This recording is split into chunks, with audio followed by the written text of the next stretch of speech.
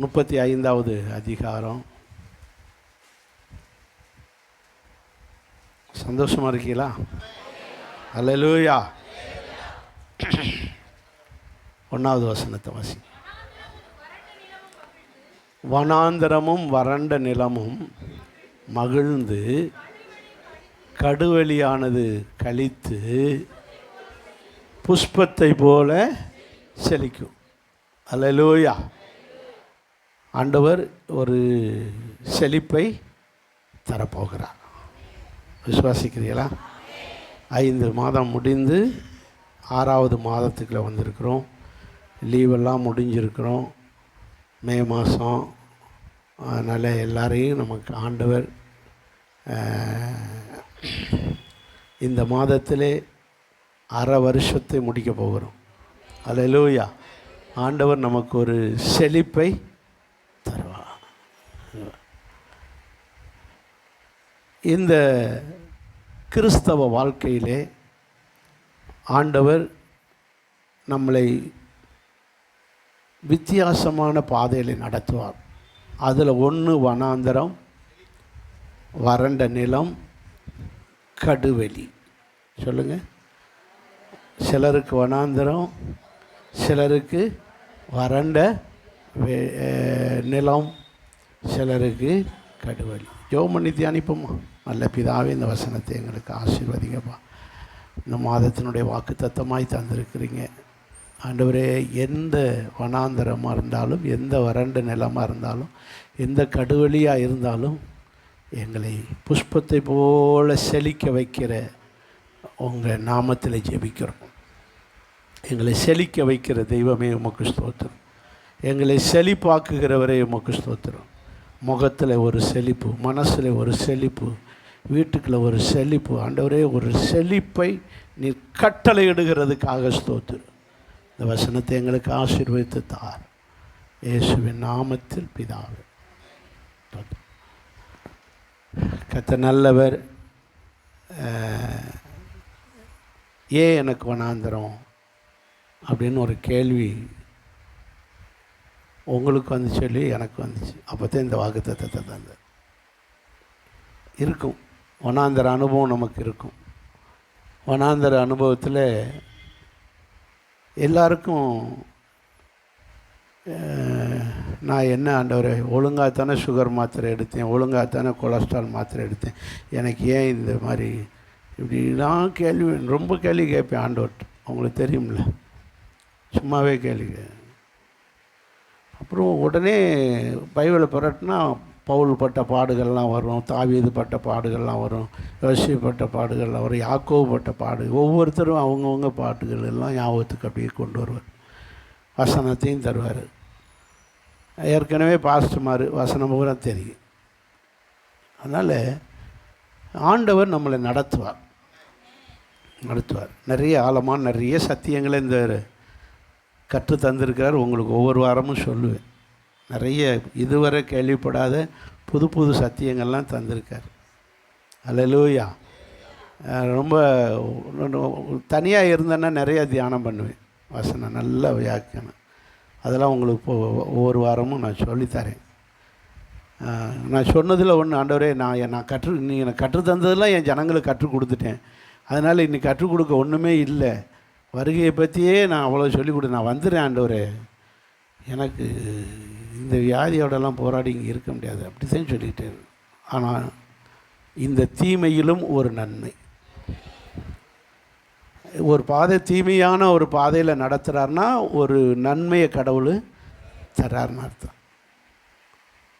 அதில் முதல் நன்மை உங்கள் பாஸ்டமாக பிரசங்கம் பண்ணது. எத்தனை பேர் சார் ஒரு நாளாவது புல்பீட்டு முன்னாடி வந்து நின்றுருக்காங்களா? எத்தனை நாள் கெஞ்சி இருப்பேன் அப்படின்னு தலையாட்டிடுவா. என் மகளுக்கு இவ்வளோ கூட நின்று பாடுறான்னா அங்கே நின்றுக்கிட்டு பாடுவாள். புது வருஷத்துலேயும் பாது அவளையும் பிரசங்கம் பண்ண வச்சார். அதெல்லாம் அவங்க போய் பண்ணிட்டு வந்துட்டு சொல்லும்போது ரொம்ப சந்தோஷமாக இருக்கும். சரி, நீண்ட நாள் ஜெபம் பரவாயில்ல, ஒரு மாதம் 2 மாதம் வீட்டில் இருந்துட்டாலும் பரவாயில்ல, அவங்கள ட்ரெயின் பண்ணியிருக்கிறோம். ஆண்டவர் ஒரு வாய்ப்பை கொடுத்துருக்கிறாரு. அல்லேலூயா.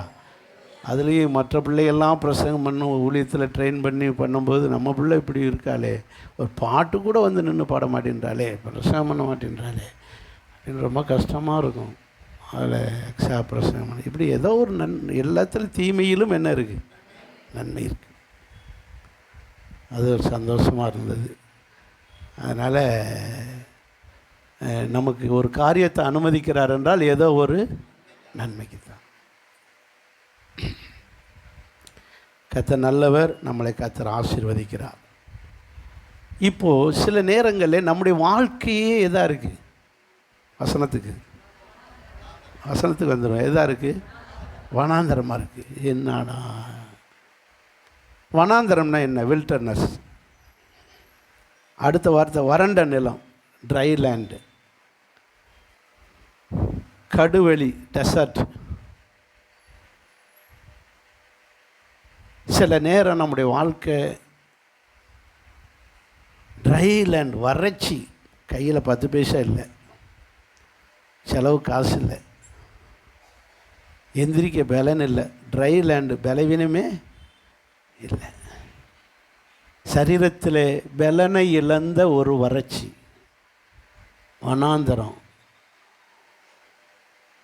கொஞ்சம் யோசித்து பாருங்கள். சில நேரங்களில் நமக்கு அப்படி தான் இருக்குது. சில நேரங்களில் இது இப்போ உங்களுக்கு ஒரு வேளை அப்படி இருக்கலாம், வனாந்தரமாக இருக்கலாம். சிலருடைய குடும்பத்தில் வனாந்தரம் போல் இருக்கலாம். சிலருடைய குடும்பம் அப்படியே வறட்சியாக இருக்கலாம். பணப்பிரச்சனை, வீட்டுக்குள்ளே சமாதான வறட்சி, நிம்மதி இல்லை. இப்படி அனுபவத்தோடு வந்து உட்கார்ந்து ஒரு விடுதலை இல்லாமல் நீங்கள் எந்திரிச்சு போகலாம். ஆனால் இந்த மாதம் உங்களை செழிக்க வைப்பான். அல்லேலூயா. உங்களுடைய வனாந்தரம் மாறும், உங்களுடைய வறட்சி மாறும். விசுவாசிங்க, அந்த வார்த்தையை விசுவாசிங்க. சரி, இந்த வனாந்தரத்துக்கு காரணம் என்ன? எல்லாம் இந்த வசனத்தில் இருக்குது. காரணம் என்ன? 7ஆம் வசனத்தை பாருங்கள், பின்பகுதியை பாருங்கள். வலு சர்ப்பங்கள் தாபரித்து கிடக்கிற இடங்களிலே. எது வந்து உள்ளே பூந்து இந்த வனாந்தரமாக்கி இருக்கு? வலு சர்ப்பங்கள். நிறைய வீடுகளுக்குள்ளே வலு சர்ப்பத்தின் கிரியை இருக்கிறது. நிறைய பேருடைய மைண்டை வலு சர்ப்பம் ஆட்கொண்டிருக்கிறது. நிறைய பேருடைய மனசை வலு சர்ப்பம். வலு சர்ப்பம்னா என்னன்னு தெரியுமா? வாசிங்க, வெளிப்படுத்தின விசேஷம் 12ஆம் அதிகாரம்.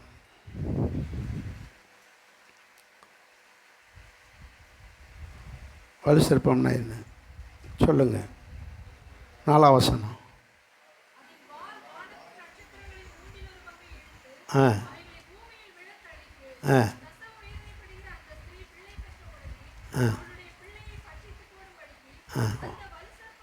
அந்த வலு சர்ப்பம் எது? அந்த வலு சர்ப்பம். 9ஆம் வசனத்தை பாருங்கள். 9ஆ 7ஆ? 9ஆம் வசனத்தை பாருங்கள், நல்ல தெளிவாக இருக்கு. பிசாசு என்றும் சாத்தான் என்றும் சொல்லப்பட்ட, இந்த வசனம் தான் ரொம்ப தெளிவாக இருக்கு. பழைய பாம்பாகிய. அப்போ வலு சர்ப்பம்னா அது ஏதேன் தோட்டத்தில் இருந்த, அப்போது பிசாசு. அப்போது வலு சர்ப்பம் என்றது பிசாசை காட்டுகிறது. பிசாசை காட்டுகிறது. இது இப்படி பிசாசு வந்து நிறைய பேருடைய மனசை ஆட்கொண்டு வச்சுருக்கான். அதனால தான் மனசில் என்ன இல்லை, சமாதானம் இல்லை. சிலருடைய குடும்பத்தை அவன் ஆட்கொண்டு இருக்கிறான். அதனால தான் குடும்பத்தில் வனாந்தரம், ட்ரை லேண்டு, வறட்சி. இப்படி இங்கே பாருங்கள், ஏசாயாவுக்கு வாங்க. ஏசாயாவில் 7ஆம் வசனத்தை வாசிங்க. இல்லை சிஸ்டர், வலு சர்ப்பம்னு சொல்லலை. சொல்லுங்க, வசனத்தை நல்லா சொல்லுங்க. வலு சர்ப்பங்க. அப்போனா பல பேய், பல பிசாசு அலையுது. ஒன்று கடனை உண்டாக்குற பேய், ஒன்று நோயை உண்டாக்குற பேய், உங்களுக்கு தொழிலை நஷ்டப்படுத்துகிற பேய் பிசாசு. வலு சர்ப்பங்கள் ஆட்கொண்டிருக்கிறது. அதனால தான் வனாந்தரம், வறண்ட நிலைமை, கடுவெளி. இதனால் என்ன ஆகுது? 3ஆம் வசனம் 4ஆம் வசனம், மனம் பதறுது. எப்படிரா நான் தப்பிப்பேன்? எப்படித்தான் நான் இந்த பிரச்சனையிலேருந்து தப்பிப்பேன்? எப்படித்தான் இந்த நோயிலிருந்து நான் குணமாவேன்? எப்படித்தான் எனக்கு இந்த கடனை அடைப்பேன்? எப்படித்தான்? மனசு என்ன செய்யுது? பதறுது. மனம் பதறுது. 3ஆம் வசனத்தில் கைகள் தளருது, முழங்கால்கள் பலனில்லை, காலும் கையும் நடுங்குது, பதறுது. என்னடா செய்ய, என்ன செய்ய? எப்படித்தான் இந்த குடும்பத்தை நடத்த? எப்படித்தான் என் பிள்ளைகளுக்கு நான் ஃபீஸ் கட்ட? எப்படித்தான் என் பிள்ளைகளை படிக்க வைக்க? எப்படித்தான் நான் அப்படியே பதறுது, நடுங்குது. வனாந்தரம், கடுவெளி. அந்த கடுவெளின்னு சொல்லும்போது பச்சை பசேர்னு ஒரு இலை இது கூட இல்லை, எல்லாம் என்னது? பொட்டக்காடு. கண்ணு கட்டின தூரத்தில் ஒரு இது இல்லை. இப்படிப்பட்ட ஒரு வறட்சியிலே நீங்கள் இருக்கலாம். கவலைப்படாதீங்க, நம்மை செழிக்க வைக்கிற ஒரு தேவன் இருக்கிறார். நம்மளை செழிப்பாக்குகிற ஒரு தேவன் இருக்கிறார். நம்மளையும் வாழ வச்சு அழகு பார்க்கிற தகப்பன் இருக்கிறார். அதை எப்படி சொல்கிறாரு? 4ஆம் வசனத்தில், மனம் பதறுகிறவர்களை பார்த்து முதல்ல பயப்படாதீங்க. பயப்படாமல் ஒரு அல்லேலூயா சொல்லுங்கள். அல்லேலூயா. முதல்ல பிரச்சனைகளை குறித்து பயப்படாது. நீ பிழைக்க மாட்டேன்னு டாக்டர் சொல்லுவார்.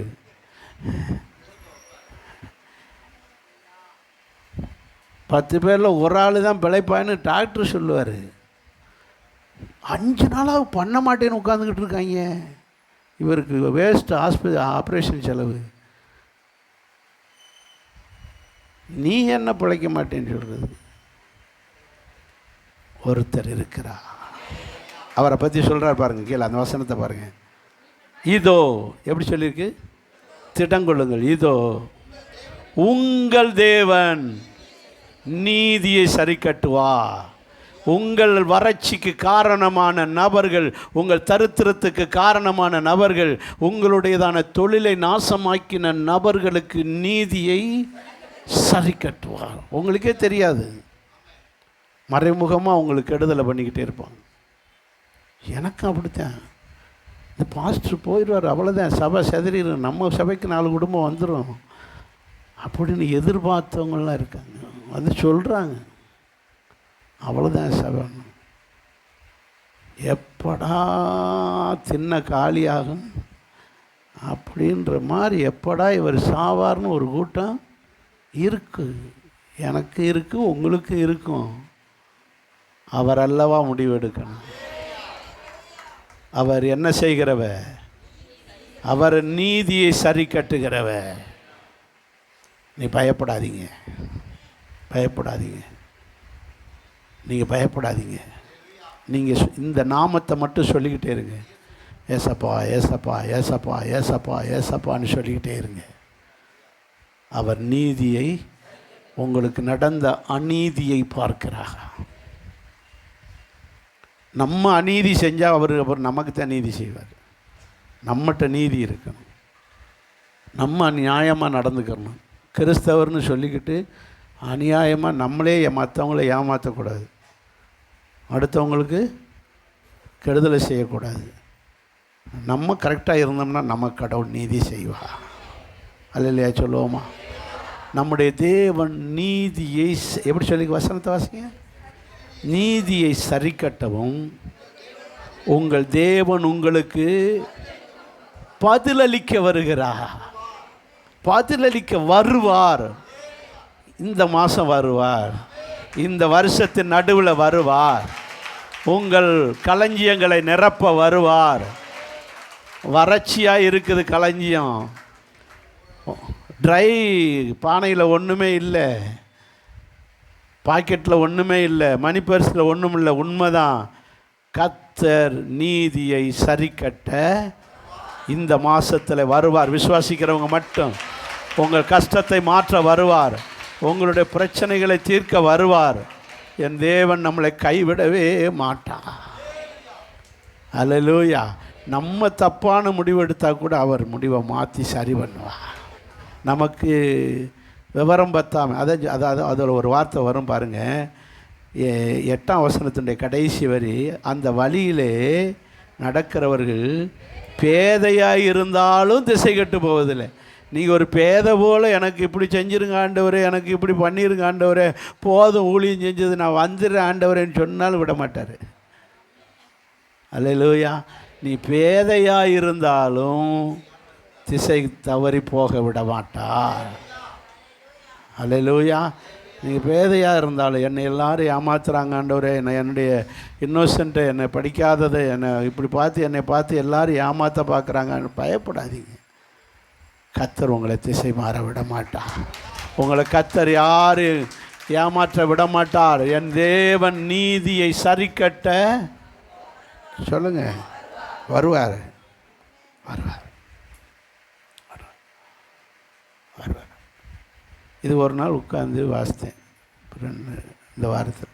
அப்போத்தான் இந்த வசனத்தை கொடுத்தார். அதைத்தான் நீ செய்தி, இப்படித்தான் ஒவ்வொரு நாளும் ஒரு செய்தி உங்களுக்கு தருவார். அதான் இந்த அதிகாரம் முழுவதும் வாசித்தேன். இன்றைக்கி உங்களுக்கு செய்தியாக வந்துக்கிட்டு இருக்கு. அல்லேலூயா. ஆண்டவர் நம்மளை கைவிட மாட்டார். சரி, அவர் வந்துட்டார்னு வைங்களேன், இந்த மாதம் வரப்போகிறாரு, வந்து நீதியை சரி கட்டுவார். என்னென்ன இடத்துல நீங்கள் நஷ்டம் அடைஞ்சிங்களோ, என்னென்ன காரியத்தை நிம்மதி இல்லாமல் இருக்கீங்களோ, நிம்மதியை தருவார், சமாதானத்தை தருவார், உங்கள் வறட்சியை மாற்றுவார்.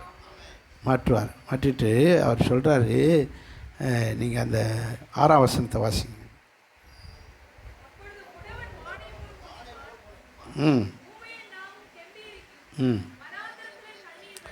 வனாந்தரத்திலே தண்ணீர்களும்.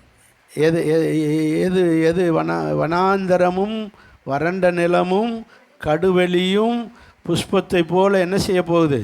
செழிக்க போகுது. அது ஆங்கிலத்தில் ரொம்ப அருமையாக இருக்குது. த பிளாசம் லைக் ரோசஸ். ரோஜா பூ போல் என்ன செய்யும்? மற்ற பூவுனா அவ்வளவு வாசனை ரொம்ப இருக்காது. இந்த ரோஜா, மல்லிகை, ஒரு சில பூவு தான் என்ன இருக்கும், ரொம்ப மணமாக இருக்கும். அது ரோஸ் ரொம்ப நல்லாயிருக்கும். அப்படியே நீங்கள் மைசூர்லாம் அந்த பேலஸுக்கு முன்னாடி பொட்டானிக்கு இந்த ரோஸ் கார்டன் வச்சுருக்காங்க. இங்கே ஒரு 200-300 அடிக்கு முன்னாடியே அந்த வாசனை வரும், ரோஜா வாசனை.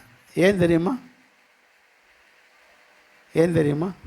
நம்ம கடையிலேருந்தே வச்சுருக்காங்க, அவ்வளோ வாசனை வராது. ஆனால் அங்கே ஏன் வருது தெரியுமா? ரோஸ் கார்டன்கிட்ட போய் பாருங்கள், தூரத்தில் நின்னாலும் ரோஜா வாசனை வரும். ஏன் வருது தெரியுமா? அந்த இலைகளில் பூரா என்ன இருக்கும், தண்டுலையும் இலைகளில் பூரா என்ன இருக்கும், முள் இருக்கும். காற்று வீசின உடனே அந்த ரோஜா போய் அந்த முள்ளில் குத்தி கிழிக்கும். அந்த ரோஜா கிழிக்கும். அந்த ரோஜா இதழ்கள் கிழிக்கும் போது என்ன வருது? வாசனை வரும். அப்படி உங்களை குத்தி கிழிச்சிருக்கும். சில பிரச்சனைகள் உங்களை குத்தி என்ன செஞ்சுருக்கோம், கிழித்து அப்படியே அது முள் குத்தும்போது வலிக்கத்தான் செய்யும். ஆனால் உங்கள்கிட்டருந்து என்ன உண்டாகுவோம்? வாசனை, நல்ல வாசனையை உண்டாக்குவார். நல்ல வாசனையை உண்டாக்குவார்.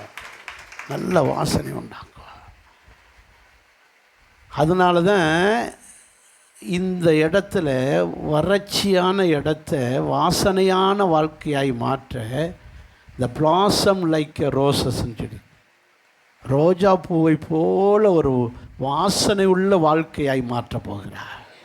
செழிப்பாய் தருவார். ஆண்டவர் நல்லவர். இங்கே பாருங்கள், வனாந்தரம் எப்படி வாசனையாக மாறுதான்?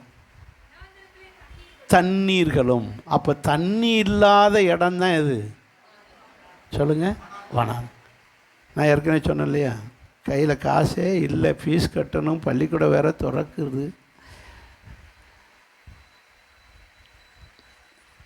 வறட்சி, தண்ணியே சொல்லுங்கள். தண்ணின்றது என்னது? செழிப்பு. செழிப்பு. அப்போ தண்ணி இல்லை, தண்ணி இல்லாத இடம்தான் வனாந்தரம். தண்ணி இல்லாத இடம்தான் வனாந்தரம். என் தேவன் தண்ணீரை உண்டாக்குவார். அந்த வசனத்தில் பாருங்கள், அந்த வனாந்தரத்திலே தண்ணீரும், 7ஆம் வசனத்திலே வெட்டாந்தரையை தண்ணீர் தடாகமாக. அப்படின்னா என்ன? அப்படி கிடக்கிற தண்ணியா? அதுக்கு முன்னாடி பாருங்கள், கடுவெளியிலே அது ஓடுற தண்ணி. அது என்னது? ஓடுற தண்ணீர். தடாகம் என்பது இருப்பு தண்ணி. என்ன தண்ணி? இருப்பு தண்ணி, ஓடுற தண்ணி. நிரந்தரமாக உங்கள் பாக்கெட்டில், உங்கள் மணி பர்ஸில், உங்கள் பையில், உங்கள் பீரோக்குள்ளே இருப்பு தண்ணியும், அந்தந்த மாதம் செலவுக்கு ஓடுற தண்ணியும். ஆமேன், ஆமேன். அது ஓடுற தண்ணி, அந்தந்த மாதம் செலவுக்கு வர்றப்போ. இது அடாடா, எவ்வளோ அழகாக புரிஞ்சுக்கிறீங்க. தருவாரா? தருவாரா? கத்த செய்வா. விசுவாசிக்கிறவனுக்கு ஏதுவாக நடக்கும். இதான் வனாந்தரம். இதான் வனம். ட்ரைலேண்ட். இப்போ இன்னைக்கு இந்த இடத்துல வறட்சியில் இருக்கலாம்.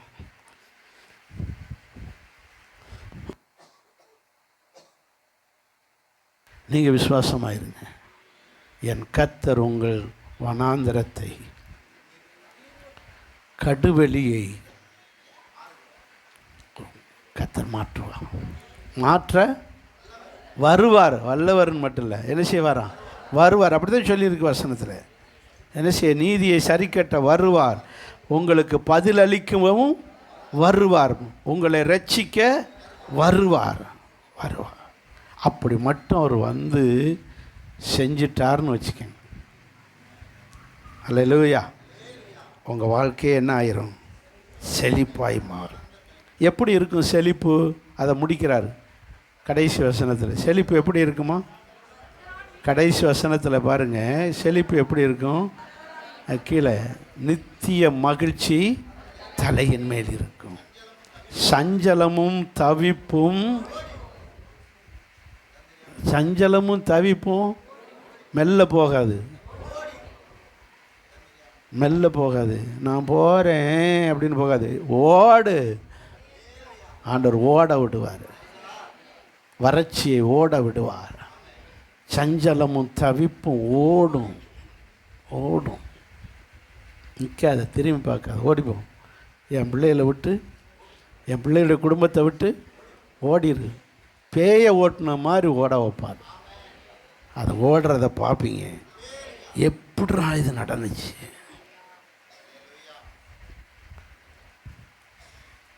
மகிழ்ச்சியும் சந்தோஷமும் வரும். கர்த்தர் இந்த மாதம் சந்தோஷப்படும்படியான நல்ல காரியத்தை செய்யும். ஆக்சுவலி நான் இன்றைக்கி இங்கே வர்ற பிளானே இல்லை. ஏன்னா எங்கள் அக்ஸாவுக்கு 7ஆம் தேதி தான், இல்லை எத்தனாந்தேதி பள்ளிக்கூடம் திறக்க போகிறாங்கன்னு, 12ஆம் தேதி என்னமோ சொன்னாங்க. அதனால் 1ஆம் தேதி இருந்துட்டு போகிறேன் அப்படின்னு. அப்போ நீங்கள் இருந்தீங்கன்னா நான் இன்னும் ஒரு வாரம் என்ன செஞ்சுக்கிறேன், வீட்டில் ரெஸ்ட் எடுத்துக்கிட்டு திருவிருந்த 8ஆம் தேதி வச்சுக்கிறோன்னு சொன்னேன். அவங்களுக்கு 2ஆம் தேதியை பள்ளிக்கூடத்தை திறக்க வச்சு, நீ என் மகனை அங்கே கொண்டு போய் நிற்கணும். அல்லேலூயா. அதனால் நம்ம நினைக்கிறது போல் அல்ல, அவர் என்ன நினைக்கிறாரோ அது நடக்கும். நீங்கள் நினைக்கிற மாதிரி அது வந்துடும், இது முடிஞ்சிடும், அப்புறம்தான் நமக்கு. அப்படி நீங்கள் நினைக்காதீங்க. நீங்கள் நினையாத மெத்தடில் கத்த செய்ய போகிறோம். நினையாத மெத்தடில் கத்த செய்வார். நினையாத நபர்கள் மகிழ்ச்சியும் சந்தோஷமும் அடைவார்கள். வறட்சி எல்லாம் மாறும். கர்த்தர் நம்மை அற்புதமாய் ஆச்சரியமாய் இந்த மாதத்தில் நடத்த போகிறார். இதோடு இந்த மாதத்தோடு 6வது மாதம், அரை வருஷம் முடிக்க போகிறோம். ஒரு சேஞ்சை தருவார், ஒரு மாற்றத்தை தருவார். முதல்ல நம்முடைய சுபாவத்தில் ஒரு மாற்றத்தை தருவார். உங்கள் மைண்டுக்குள்ளே இருக்கிற வலுசற்பமாகிய யார் சாசு தங்காதபடிக்கு அவைகளை முதல்ல என்ன செய்யணும்? அகற்றணும். சொல்லுங்கள். வலுசற்பம் இருக்கு வரைக்கும் நிம்மதி இருக்காது. வீட்டுக்குள்ளே மனசுக்குள்ளே நிம்மதி இருக்காது. வீட்டுக்குள்ளே வலுசற்பம் இருக்கான்னு பாருங்கள். வீட்டுக்குள்ளே குடும்ப ஜபத்தை உண்டாக்குங்க. அதில் குறிப்பாக கையை பிடிச்சி, கணவன் மனைவி கையை பிடிச்சி என்ன செய்யுங்க? ஜெபம் பண்ணுங்க. வலுசற்பத்தை விரட்டுங்க. குடும்பத்துக்குள்ளே இருக்கிற வலுசற்பத்தை விரட்டுங்கள். ஜெபம் பண்ண ஆரம்பிங்க. உங்களுடையதான தருத்திரம் மாறும். உங்கள் வனாந்தரம் மாறும். ஜெப நேரத்தை கூட்டுங்க. வீட்டுக்குள்ளே பாட்டு போடுங்க. வீட்டில் நல்ல ஆண்டோடைய ஏசப்பா பாட்டுகளை பாடிக்கிட்டு நீங்களும் பாடிக்கிட்டு, அங்கே வலுசற்பத்தினுடைய வாடையே வீட்டுக்குள்ளே வரக்கூடாது. வீட்டுக்குள்ளே கர்த்தர் தங்க வேண்டும். வலுசற்பம் தாபரிக்கக்கூடாது. உங்கள் மைண்டுக்குள்ளேயும் வலுசற்பம் கிரியை செய்யவே கூடாது. வலுசற்பம். நீங்கள் ஆவியின் கனிகள் எத்தனை நேரம் ஆகுதே? சரி, இந்த ஒரு மட்டும் சொல்லி முடிச்சேன். 9. அதில் கடைசி என்னது? சொல்லுங்கள். ஆவி ஒன்றுன்னா மனப்பாடம் பண்ணி சொல்லித்தான் வர வேண்டியிருக்கு. நிலைமை அப்படி ஆகி போச்சு. அன்பு, சந்தோஷம், சமாதானம் அப்படின்னு சொல்லித்தான் வர வேண்டியிருக்கு. கடைசி என்னது? இச்சை அடக்கம்னா என்ன?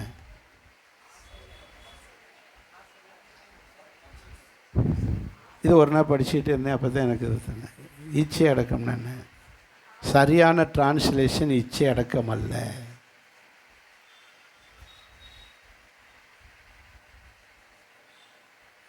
இச்சை அடக்கம்னு தமிழில் எழுதியிருக்காங்க. சரியான டிரான்ஸ்லேஷன் செல்ஃப் கண்ட்ரோல். சொல்லுங்கள். இங்கிலீஷ் பைபிளில் பாருங்கள் என்ன இருக்குது? என்ன சொல்லியிருக்கு? இச்சைன்னா இருக்குது, செல்ஃப் கண்ட்ரோல்னு இருக்கும். இங்கிலீஷ் பைபிளில் எப்படி இருக்குது? தன்னடக்கம். சொல்லுங்கள். இச்சை அடக்கம்னு சொல்லக்கூடாது. என்ன அடக்கம்? தன்னடக்கம். தனக்குத்தானே அடக்கணும். அதனால் அதன் மற்ற நீங்கள் இச்சை அடக்கணும் மொழிபெயர்த்து வச்சுருக்காங்க. ஆனால் இச்சை அடக்கம்னு நம்ம சொல்லக்கூடாது. நம்ம எப்படி சொல்லணும்? இங்கிலீஷ் பைபிள் அப்படி தானே இருக்குது. என்ன கண்ட்ரோல்? செல்ஃப் கண்ட்ரோல், தன்னடக்கம். நாம இது வேண்டாம், இது இனிமே வேண்டாம், இனி கோவப்படவே சொல்ல மாட்டேன்றீங்களே, வேண்டாம், இனி சண்டையவே போடவே. என்ன அடக்கணும்? சொல்லுங்கள். வாயை அடக்கணும், மைண்டை அடக்கணும். செல்ஃப் கண்ட்ரோல், தன்னடக்கம். அதனால் இச்சை அடக்கம்ன்றது வார்த்தைக்கு நீங்கள் இதுவரை இப்படி கேட்டிருக்க மாட்டிய. இப்படி தான் புதுசாக எனக்கு சொல்லிக் கொடுப்பார் ஆண்டவர். அதனால் இனிமேல் என்ன செய்யணும்? தன்னடக்கம். நமக்கு நாமே கட்டுப்பாடு பண்ணணும். டாக்டர் சொல்லியிருக்காரு, மீனும் நாட்டுக்கோழியும் கொடுங்க அப்படின்னு சொன்னார். உடனே பாசமாக மீனாக்கு வேகமாக செஞ்சு, சரி எனக்கு விருப்பம் இல்லை. என்ன அடக்கம்? கடைசியில் ஒத்தையில் இனிமேல் கரிமீனே தொடவே கூடாதுன்னு தன்னடக்கமாக முடிவெடுத்து, போதும்டா சாமி, ஆஸ்பத்திரியில் பட்ட பாடு, இனிமேல் கறி வேண்டாம், மீன் வேண்டாம், அதுதான் நமக்கு கத்திரிக்காயும் வெண்டைக்காயும் போதுன்னு அப்படின்னு நான் ஒரு முடிவுக்கு வந்திருக்கேன். எவ்வளவு நாள் முடியுமோ தெரியல. இப்படி நமக்கு என்ன செய்யணும்? அவங்களாம் நல்லா சூடாக பொரித்து எல்லாம் திம்பாங்க. வாசனை வேறு தூள் கலத்துங்க. சரி ஓரமாவது போய் சாப்பிட்றாங்களே, பக்கத்தில் வச்சுக்கிட்டு வாங்க பாவிகளா. ஆனாலும் என்ன அடக்கம் சொல்லுங்க? தன்னடக்கம்.